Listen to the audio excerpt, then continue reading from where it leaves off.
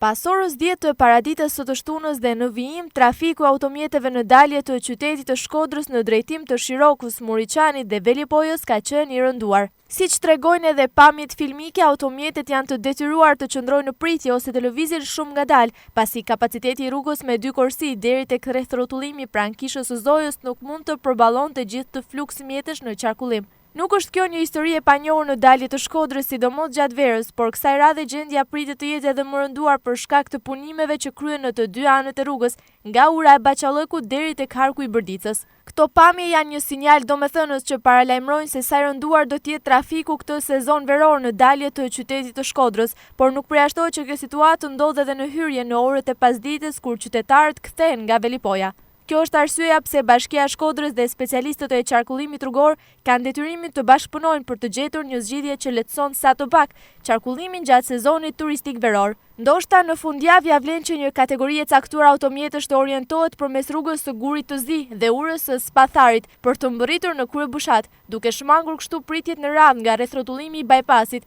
tek gjykata apeli deri në Baqallëk e harku i Bërdicës. Kur gjendja është kaq e rënduar që në ditët e para të muajit qershor, imagjinohet lehtë se sa rënduar do të bëhet në Korrikë e Gusht, kur është kulmi i sezonit turistik dhe i ardhjes së emigrantëve. Për këtë arsye, një zgjidhje e përkohshme për qarkullimin e automjeteve është e domosdoshme të përcaktohet sa më parë nga pushteti vendor i Shkodrës.